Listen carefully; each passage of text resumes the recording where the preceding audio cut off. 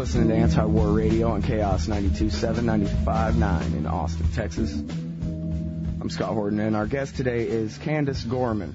She runs her own law firm in Chicago, practices civil rights law, writes for In These Times and the Huffington Post. Her own blog is Gitmo blog. It's gtmoblog.blogspot.com. And she represents at least one of the detained at America's military base in Guantanamo Bay. Welcome to the show, Candace. Thank you very much, Scott. It's good to talk with you. I heard of you first when I interviewed Andy Worthington, and he talked about how one of your clients was found innocent. I think it was twice. The whatever tribunal refused to classify him as an illegal enemy combatant, so they just got rid of those two panels and brought in a third panel, which duly convicted in whatever legal sense you can apply that word, yeah. and decided Actually, your client was guilty after all. I say only, there were two panels, not three. It was another detainee who had the three panels. Oh, I see. But my client was found innocent the first time. Actually, in a weird coincidence, there was a whistleblower that came forward in June, Colonel Stephen Abraham, who was very instrumental in gathering the materials for those tribunals. Mm-hmm. And he only sat on one panel, and that was Mr. Al-Jazawi's first panel. And he used that as an example to show how weak the evidence was. He actually called the evidence against my client garbage. He did not know that my client was tried again. He assumed that he had been set free because there was absolutely no evidence that he was any kind of enemy combatant. But since this is all made up ad hoc military executive order law, I guess, there's no protection from double jeopardy. Correct. Although I'm arguing, if I could ever get in front of a court, maybe a court would say there is such a thing as double jeopardy, but so far the courts don't want to hear anything. Well, now, didn't it take years before any of these guys were even allowed to see any lawyers? At what point did you start representing this guy? I started representing Mr. Al-Jazawi at the end of 2005, and actually 2 years ago now, in October 2005. Lawyers were not even allowed onto the base until the Supreme Court in 2004 ruled that the men were entitled to attorneys. I think attorneys first started showing up later that fall after rules were set up to make it impossible for us to properly represent our clients. And you do just have the one client there? I have a second client who I've only seen a few times. He's not as interested in following any legal processes. He's not so interested in having an attorney because he has no confidence in the legal system in the United States. But well, I do file things on his behalf, and I visit him occasionally. Mm-hmm. Well, who knows how many times military guys have gone in there and told him that they were his lawyer and then interrogated him and tricked him. I've read quite a few reports of stories like that. Yes, and I've heard those reports from both my clients that interrogators have come in and told them that they were attorneys. Both my clients wanted to have me prove to them that I was a real attorney when I went to see them the first time, which is kind of hard to do. I showed them my business card, and they both laughed. They're sophisticated enough to know that, you can go to any any printing company and print up cards. Mm-hmm. But I also carry with me my license from the state of Illinois, and the state of Illinois issues a license every year, and I've been an attorney now for 25 years. I have all 25 of them in my wallet. So when I started pulling them out for year after year, both of them had the same reaction. Okay, I believe you. Well, that's good at least. They trust you. Right. Let's go ahead and stick with this theme of just, basic Article 1, Section 9 and Bill of Rights type things here, basic constitutional operations that we have in this country. You can't be tried for crimes that weren't crimes when you committed them. You can't be tried twice for the same crime. You're supposed to be allowed to talk with your lawyer in secret. Please, I'm sure there's more on the list. Well, you're supposed to be told what you're charged with, and you're supposed to actually be charged with something. And neither of my clients have been charged with anything, and neither have been told what they're even being accused of. And since there is no evidence against them in any of the records, for my client, Mr. Al-Jazawi, I have seen what's called the classified file, which is the secret information about why he's being held. And it's garbage. There would be nothing to tell him, even if I was allowed to tell him, because there's nothing there. There's no accusation of any sort. They don't even make a false accusation. They just say, well, this guy's, he is who he is, maybe a member of whatever he's a member of. Yeah, he's an Arab.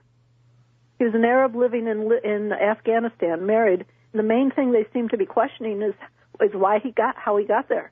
He must be a terrorist if he was living in Afghanistan.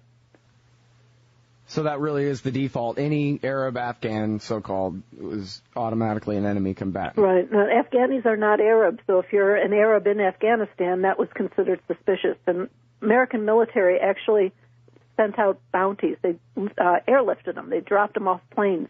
Thousands and thousands of these bounty forms saying, turn over your terrorists, your murderers, your thieves, and we will give you enough money to care for your village for the rest of your life. Millions of dollars. It actually says millions of dollars in this bounty leaflet. Mm-hmm. And so people were turning over Arabs because they were strangers. Even though Mr. al-Jazawi had lived there 6 or 7 years and was married and had a young daughter, he was picked up in a part of Afghanistan where he didn't live because he went with his wife and daughter when the bombing started to her family's village. Mm. They did not know him. They thought they could get enough money to care for their village for the rest of their lives. Out he goes.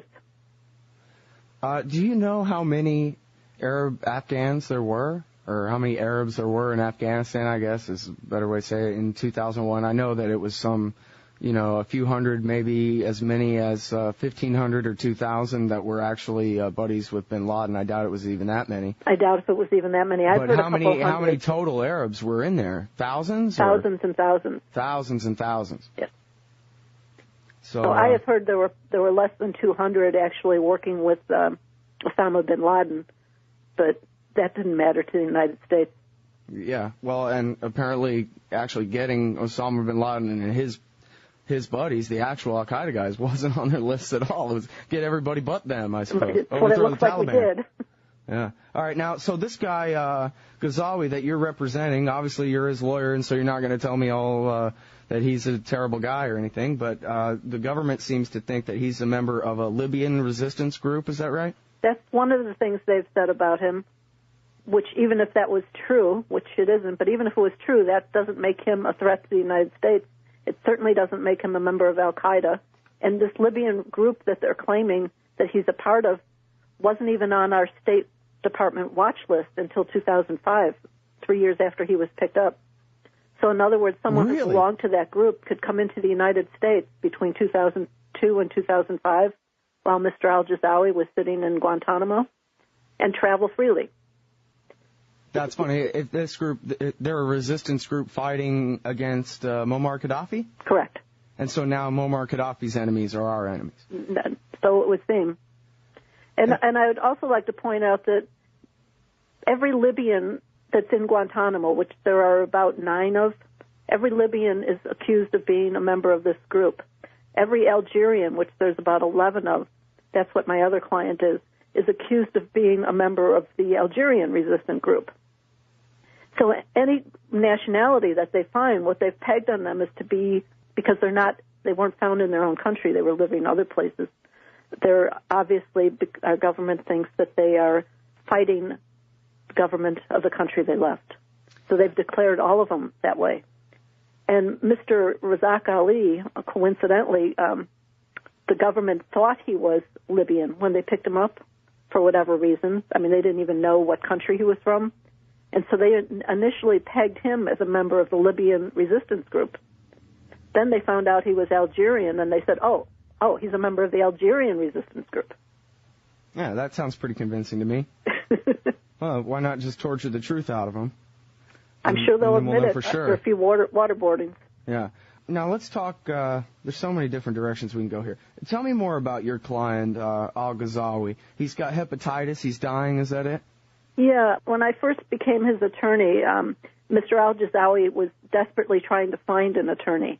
The only way detainees at Guantanamo were allowed to get counsel was by passing their name to detainees that had counsel, because there was no, sign-up sheet, and no one, you couldn't get on the phone and call an attorney. So the way they were getting attorneys was saying to the person in the cell next to him, hey, you've got an attorney. Will you tell your attorney that I want one too? And so that's how I got Mr. Al-Jazawi. He desperately wanted an attorney because he was sick. And he was afraid that because he was getting no treatment, that he would die there and no one would even know he was there. So I got his name. I started corresponding with him before I was given permission to go to the base. And he didn't want to tell me about his health conditions except in person. So we had to wait a number of months before I had passed my security clearance and received permission to go to the base. And when I went to see him the first time, which was in July of '06, I, of course, had never seen him before, so I didn't know what he had looked like before. But this man his skin was very yellow. He was very thin and jaundiced-looking, just very unhealthy-looking. But he was animated. I mean, we had a good conversation. He was so happy to have an attorney once I showed him my 25 different licenses.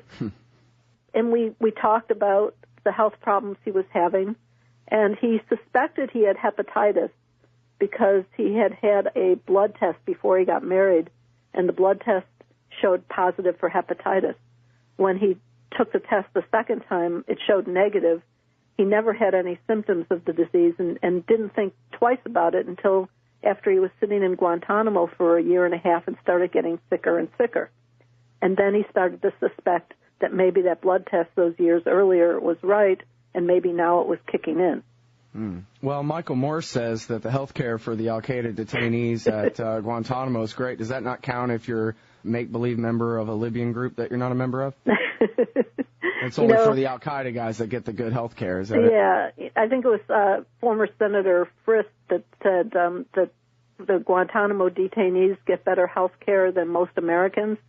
And I was thinking he must mean those 41 million that have no health care, which maybe it's better health care than no health care, but for Mr. Al-Jazawi, he might as well have no health care. Well, and we keep reading about doctors and psychiatrists and so forth, or psychologists participating in torture, so it sounds like they'd be better off with no health care than government health care to me. Right. What about that? What about torture? Has your client been tortured down there in Guantanamo Bay? He has in the early days, and I have to tell you, we finally talked about all of that in my last visit, and my notes were just cleared yesterday. And I haven't had, and they weren't all cleared. The government has held a couple of pages of my notes as classified. Which means that you can't repeat whatever you know it said to me? Right. And I haven't had a chance to review it to know what has been cleared and what hasn't. But I can tell you in the early days, the early years of his stay at Guantanamo, he was tortured. And I can tell you that there's a different form of torture going on now, because now most of the men are in two camps at Guantanamo. They're called Camps 5 and 6.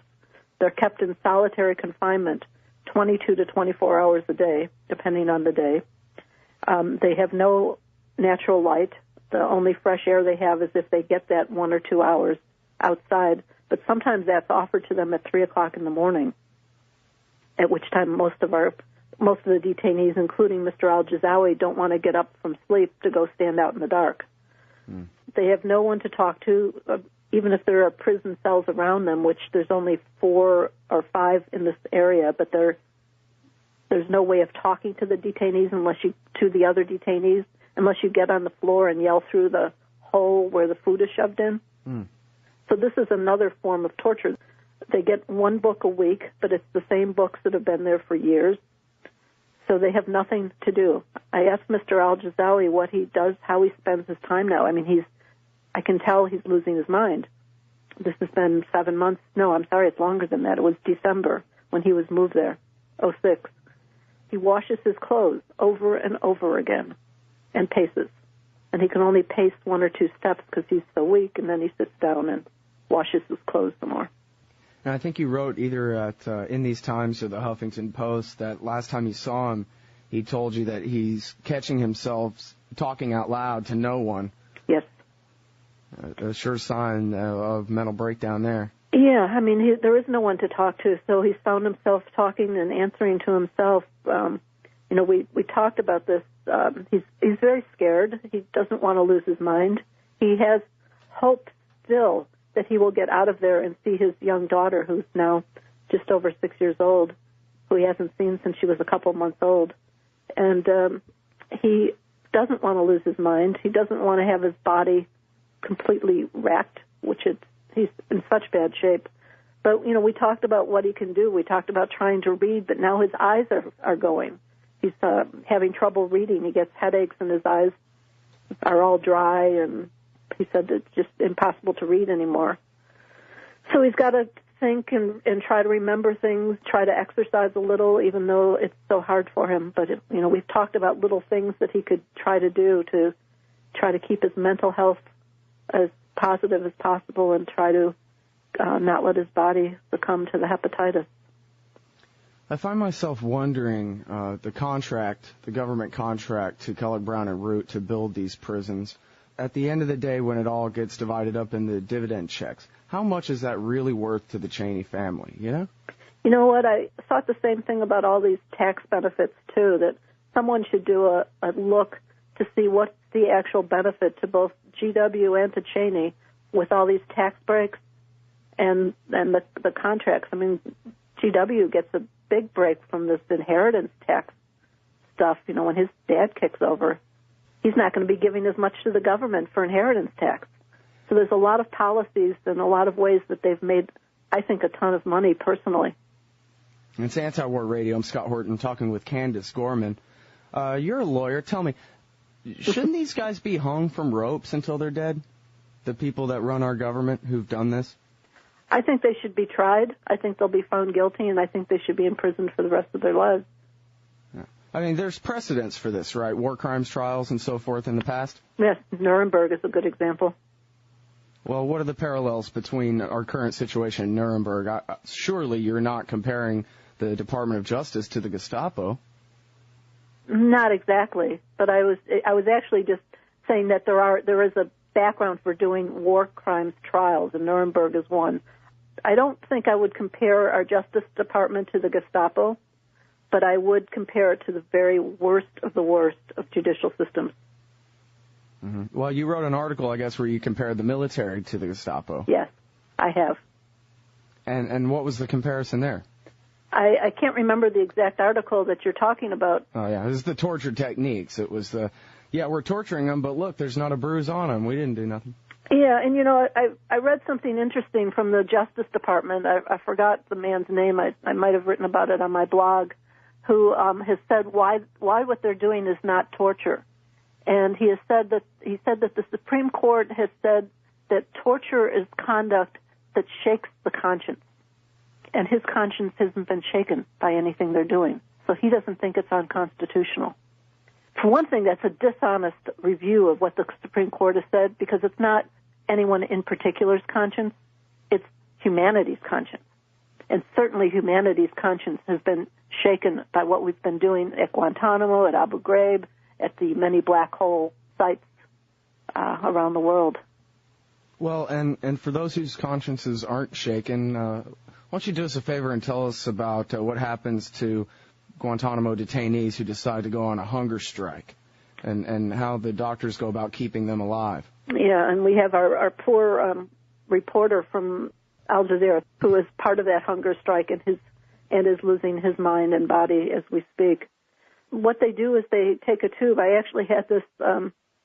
actually witnessed this procedure at a conference of Guantanamo attorneys back in the spring. They have this tube. Now, there is a very small tube that can be used and is actually used in hospitals, but we don't use that small tube. We use this tube that's 1/8 of an inch thick. It gets put down. I think it's 7 or 8 feet long. It gets put down their nose, down their throat, and into their stomach, although sometimes they miss, and it goes through their windpipes, and then they choke and they gag and they throw up.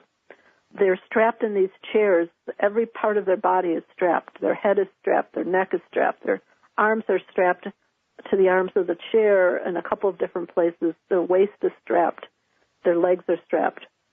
And the tube is taken out every time they're fed. And for some of these men, they're being fed 2 and 3 times a day now because they are dying, because they want to die, because they don't want to stay in indefinite detention without charges. and this is their only way of protesting. So this is being done to them 2 or 3 times a day, where the tube is taken in and taken out and taken in. It's a very cruel mechanism. And not even shoved down their throat, but shoved up their nostril, is that it? Yep. It starts going into the nostril, then down the throat. You know, it's funny because I guess my first reaction is to compare the American regime to the Nazi regime. This is how they treated their prisoners, at least some of them. But I guess the other comparison could be made that this is not how Americans treated literal Nazis when they were our prisoners of war. Yes, and I think I'm trying to remember who was one of the military officials was, and I'm not sure if it was Mo Davis. There's a couple of people I write about who have been my nemesis over these years, who have talked about the fact that the Koreans did this. The North Koreans did conduct like this, and I'm thinking, so what is this? Is this our goal? To sink to a level of an enemy that we said was engaged in war crimes when they had this conduct, when they engaged in this conduct? I don't understand. And, you know, this isn't just a detention to keep them off a battlefield. First, you have to understand most of these men were never found on a battlefield based on the government's own records. Something like 92% of these people were not on a battlefield. They were not picked up by American forces. They were turned over to American forces. 90 what percent again? 92. 92%, according to the government's own documents, were simply just sold by the Northern Alliance or a local group of villagers somewhere. And the Pakistanis, you know, Musharraf in his Kiss and Tell book last year talked about the millions of dollars the Pakistani government made turning over Arabs that were visiting. Some were tourists visiting Pakistan because there was so much money that was being offered by our government for anybody, and no questions were being asked. They just played this clip the other day, the Cheney's Law on PBS, and one of the audio clips that they edit in there at the beginning is George Bush saying, "No, we're not going to treat them as prisoners of war. These people are killers." Which, of course, we give killers regular trials in American courtrooms every day. Again, gave at least some sort of rule of law surrounding the military tribunals that convicted the Nazis and the Japanese war criminals at the end of World War II. When we're talking about Nazis and the Imperial Japanese, what, they weren't killers? They were killers and gave them trials. Right. And here are a bunch of people who, turns out, Ms. Gorman, are not killers. And that's why they're not being given prisoner of war status. That's why they're treating them to all this phony law, so that they'll never have to be held for account for filling a prison full of innocent people. Right. And when you say filling, you should also know, and your listeners should know, that the prison has been slowly dwindling in population. And the military and the Bush administration has gotten away with, you know, still yelling this name out. These are the worst of the worst. These are killers. But then 15, 20 at a time, every month or two, are sent home quietly. And I'll tell you about the last two groups. The Saudis, after the last detainee died in his cell back in May, the Saudi man that I wrote about, the government has been very quiet about his death. They've basically just said it was an apparent suicide until one of their military lawyers came out this week in response to my article saying this was not a suicide, this was medical neglect. Oh, really? There's been a response, because I read that article. You're talking about Abdel Rahman al-Amri. Correct. Yes, the military lawyer McCarthy, who a judge in one of my cases has given his testimony zero weight because he fabricates things. He claims that he saw Mr. Amri's body after he died, and that he had committed suicide with some string-like mechanism. That was his description. This guy's in a prison that is the maximum security prison. There is no string-like substance around there. And according to the reporter, it was in the Miami Herald, according to the reporter, he wouldn't further elaborate about what this string-like substance was. But now, since you wrote an article about it, I think that was your most recent one for In These Times, right? Correct. And now you've had a response from who? From Captain McCarthy. He's he's the top military lawyer at the base. It wasn't a response to me. A reporter, I think, read my article and questioned him. Mm-hmm. And that was the response that he gave. Okay, now I'm sorry I interrupted because you were on a tear about how these guys are all innocent. Well, they've got them in these cells as though they're the worst of the worst criminals, as though they've been charged and found guilty of something, instead of being treated like prisoners of war. If that was what we were, if we think that we wanted to keep them off a battlefield, even though they were never on one, we don't have to treat them to the harshest treatment of all treatments. This is where this is like a maximum security prison in the United States, except for the maximum security prisons in the United States. They actually allow reading material. They allow televisions and radios. I mean, these guys are shut off from any news. When we visit them, we're not allowed to tell them about news unless there's a way it directly relates to their case. Well, and you're being eavesdropped on all the time as you talk, right? Yes. Now, we're not supposed to be. There's a protective order in place from the court that says they can watch us with this closed-circuit TV, but they're not supposed to listen to us. But it's clear, in my situation, it's been clear that they have listened because they filed papers about things that they could only have known either by reading my notes or listening to me. Mm-hmm.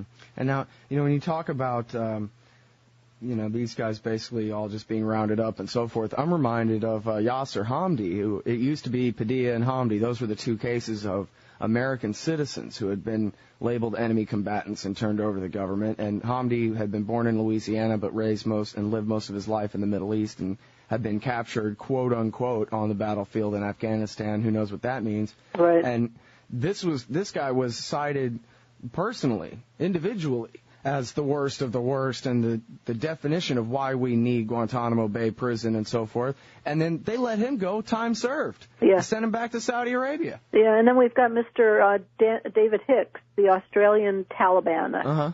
And he became the next worst of the worst. That was the first hearing they were going to do because he was so bad. And so what did they do? They made a plea deal where he got 8 months and most of it being served in Australia. And part of his plea deal is that he can't talk to the press until January, after the Australian elections. What kind of plea deal is that coming from our military prison, setting up a plea deal where he can't talk to the Australian press until after the Australian elections? Yeah, don't tell him that we tortured you. It might cost the Prime Minister his spot. Yes, well, he also had to sign a statement saying that he promised he wouldn't talk about being tortured. Well, now let me ask you this. Why not just go ahead and give this guy a bogus trial and sentence him to death and put him in front of the firing squad? They've gone through all this. Why let him go with 8 months? He's done nothing wrong. They charged him with something that wasn't even against the law when he was picked up. Yeah, but so what? Well, fortunately, literally, why don't worked out by his very, very excellent attorney to get him out of there, because the court didn't want to be embarrassed with the lack of evidence against him, with the fact that the crime probably would be overturned by the sentence would be overturned by the Supreme Court, because you can't charge people with things that weren't against the law when you were picked up. And the charge was something that was incomprehensible. Mm-hmm. So basically, I'm sorry, because I'm not a lawyer. I'm trying to understand this. If somebody's an I'm enemy a lawyer combatant, and I don't understand it. Well, yeah, clearly this is all just made up by David Addington. We're left to try to sort it out. But so if your client's been declared an enemy combatant or found to be one or what have you by the second tribunal after the first one said he was innocent, then that's not the same as finding him guilty. Now they still need to hold another trial before they can put him in front of the firing squad, and then they would, at least to some degree, have to try to prove a case against him at that point, and you're saying that they're not even willing to go that far, even in their kangaroo court, to try to make a case against these people. And the government has admitted that only a handful of the men at Guantanamo will ever be charged with anything. So being held as an enemy combatant is not the same as being charged with something. Right. So these men, it's only a handful, it's like 97 or 98% of them will never be charged with anything. They will stay there. If Bush and Cheney stay forever, they would stay forever, because they're going to be held to the end of the war on terror. And since terror has been going on for centuries and centuries, there's not a whole lot of likelihood that it's going to end sometime in the next couple of years. Wow. So tell me, did I characterize that right when I said this is all just, made up law by the vice president's lawyer? Is that, really where we're at here? Well, I don't know. I don't know which individuals are responsible for this made-up law, but yes, it is made-up law. There are terms that have never been used in courts. Okay, now how many people are left there at this point, do you know? 330 approximately. Okay, so at this rate, I guess even if Bush declares himself emperor and stays in power and it's still the same administration, a few more years of this, them letting go 20 here and 20 there, and finally these people have their liberty back, right? Maybe. I'm trying to be optimistic. Maybe. I think I was going to tell you about the Saudis. The Saudi government, after this last man died, has made a real effort to get all of their men out of there. So a lot of the last three groups of people that have left Guantanamo over the summer have included a lot of the Saudi detainees. I think there's still about 30 or 40 left, but a lot of them are back in Saudi Arabia. And people, when I tell them that, they said, oh, they're going to be in trouble in Saudi Arabia. And when I tell them what happened when they get home, they're amazed because the Saudi government, for one thing, has flown in the planes to pick them up at Guantanamo. Once they are put on the Saudi plane, all the shackles are taken off and they're free to walk around on the plane. When they get to Saudi Arabia, the plane was brought to the royal wing of the airport. We don't have one of those yet for Bush, but they have a royal wing at the airport in Saudi Arabia. And they were brought in. They were all given new clothes so that when they greeted their families, they weren't wearing, whatever grub we gave them. And they had food brought in so that they could meet with their families and have meals with their families. And they were treated very nicely. And although they are being kept in detention for a maximum of 6 months, it's a retraining program is what the Saudis are calling them, so that if any of these men are actually considered somewhat of a zealot, which so far the Saudi government has said none of them are, but they're being talked to and worked back into society by giving them like a week or two at home, and then they come back for a few days, kind of like a work release program. So these men are being treated much kinder than our government would ever dream of treating anybody, nevertheless someone that's been declared an enemy combatant. It just seems also frustrating that all this is taking place in this nebulous world of made-up law where we all know that the American judicial system is plenty brutal enough to handle any, well, quote-unquote killers, as the president calls them. If these people are really America's enemies, put them on trial in Fairfax County, Virginia. What are they going to do, get acquitted? Right. I don't understand this. It's not understandable because it is all made up. It's made up to cover up for a big fiasco. The big fiasco was at the start of the war, we just thought we could, for some crazy reason, we thought the way to get our enemies was to send out bounties. And we've gotten thousands and thousands of people. Now, only a handful went to Guantanamo. We've got not a million, but we've got thousands in Bagram Air Force Base. We've got other bases in Afghanistan where other men are being held. The Guantanamo men were not, some people think, oh, well, these were the worst ones. That's why they were sent to Guantanamo. There is no rhyme or reason why these men were sent there. It's not that someone said, oh, there's a lot of evidence against these people. Some of the people that went to Guantanamo, they didn't even know who they were when they got there.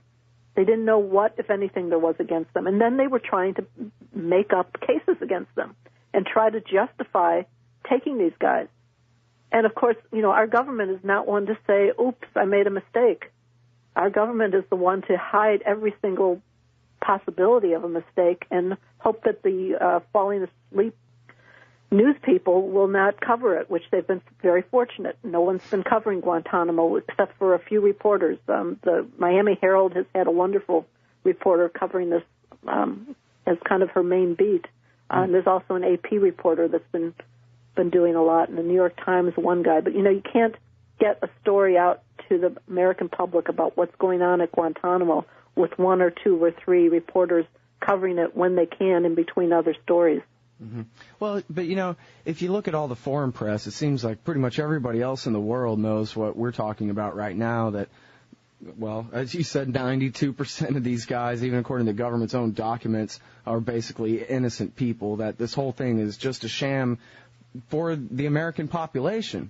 It seems like with all this information readily available online and so forth that the jig would be up here at some point.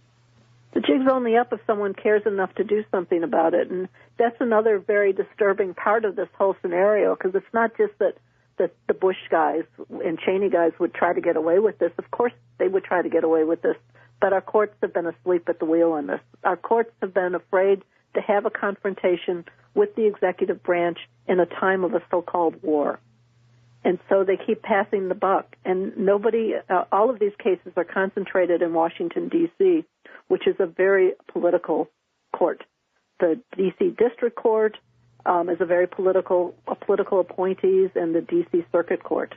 And right now they're very conservative. A lot of them were appointed by G.W. and Bush the first, and, we still even got some Reagan holdovers. A lot of the Clinton appointees have left out of disgust, including the former White House counsel to Clinton, whose name I'm forgetting right now, because they're not a logical bunch. They're not. Some of them, I'm not saying all of them are hacks, but a lot of them are. And when the government says anything, they just roll over and say, "Oh, okay." So the government says, we think it would be a danger to the security of the United States if lawyers are allowed to just bring their notes back. We've got to review them. And the courts say, "Oh, okay." Now, I'm sworn to the Constitution myself. I took an oath as an attorney, but yet I am not considered trustworthy with my own notes. This is the first time, this last visit, that I had notes that were declared secret, and I can tell you that what they're declaring secret is the torture that my client was subjected to, because that's all we talked about my last visit was his history, because he wants the world to know, because he knows he's dying, and he wanted to share with me everything that has happened with him from day one. There should not be anything secret in this horrible history that this man has been subjected to, but yet 2 pages of this are being declared secret. There's no names in there. I'm not saying that, I'm saying some soldier did something and they want to protect the soldier's name. This is what happened to him at the hands of our government. And nothing in there about ties to Osama bin Laden No. or anything that would reveal sources and methods of American intelligence gathering or... Nothing. It's simply a cover-up of the torture that he suffered. Correct. Well, I guess that's what happens when the torturers are the ones who get to decide what's secret and what's not. Is there no process of review for that matter? Can you not take them to court and say, "Hey, judge, there's nothing classified in here"? I can. Right now I have a judge that's not interested in having me go before him. Oh. Yeah, that's that wonderful civilian judicial system that it seems like these guys, if they were to get a fair shake, would be put in front of there, right? So the last document I filed with the court talking about abuses that were going on, abuses to the protective order. The protective order are the rules that the attorneys have to follow when we go down there, but for some reason the military doesn't have to follow those same rules. And so they were abusing it the last couple times I've been down there. They are reading my attorney-client mail, the military, as I'm standing there, which they're not allowed to do. And I filed a motion with the judge, and they also were not giving my mail to my client. So my client was just in despair. He thought I was abandoned him. He thought I wasn't coming to see him anymore. I wasn't writing to him. He kept writing me letters and saying, "I haven't had a letter from you." Now, I go every 2 months. Because he's so sick. I was there in July, and then I went in September. From July until the beginning of September, he did not receive one of my letters, even though I had sent many letters. One of my letters, that was dated August 15th, I hand-delivered to him in my meeting on September 24th, because as I was going in, the guard handed it to me and said, "Oh, this came for your client, and it's from you. Do you want to just give it to him?" So I'm hand-delivering my own mail. And it was mail that was 5 weeks old. So my client was in despair. He thought, not only is he dying, but his attorney has abandoned him. I asked the judge to please step in, make them give mail to him. I wanted the judge to allow me to call my client before I came to assure him that I was still representing him and to tell him that I was coming in September. And I asked the judge to order them to stop reading my mail. You can't read my mail before I go in to see my client. But he hasn't bothered to rule on that. Well, good luck. It sounds like you have a long process ahead of you. And I don't know how long it'll be because I don't think my client's going to be alive too much longer. He is very, very ill. And they're giving him no medical care at all there? No medical care at all. I mean, I don't know. I'm no doctor. I don't know what the treatment is for hepatitis B, but it's got to be something, right? Well, they obviously don't know what the treatment is because they haven't been treating him. But yes, there is treatment. I filed affidavits from two world-famous doctors on liver treatments and hepatitis, one from Switzerland and one from the University of Chicago, telling them what should be done for him, telling what kind of tests should be done so they can figure out just how bad off he is. And the judge said, no, the government claims that my client doesn't want to be treated. And the judge said, the government says your client doesn't want to be treated, so no, I'm not going to order anything. And I say, he does want to be treated, and that's not good enough. So these men that want to die, these men that want to starve themselves to death because they can't stand the despair any longer, are force-fed and tortured. And the men who want health care and want to live are tortured by not being given any health care. It's quite a system we've got there. Sounds like it. All right, folks. Candice Gorman, she's a civil rights lawyer in Chicago. She represents Abdul Hamid al-Ghazawi, a dying, tortured detainee at Guantanamo Bay. You can read all she writes at the Guantanamo blog. It's gtmoblog.blogspot.com. And she also writes for In These Times and the Huffington Post. Thanks very much for your time today, Candice. If I could just add one thing. Sure. The Amnesty International has just taken on the cause of Mr. al-Ghazawi yesterday. Oh. And they put out an urgent appeal worldwide for people to contact Guantanamo officials. And also I asked them to have everyone copy my representative, who is a wonderful representative, Jan Schakowsky, in Congress. The information is on my blog for who people can contact. But this is maybe one way to get worldwide attention, not only to Mr. al-Ghazawi, but to let the people at the base see that the world is watching what's going on. Oh, that's great. You know, I meant to ask you what you thought we could do about it as non-lawyers out here. So I'm glad you had a chance to say that. That, again, is gtmoblog.blogspot.com. You can find all that information there. Thanks, Candice. Thanks very much, Scott.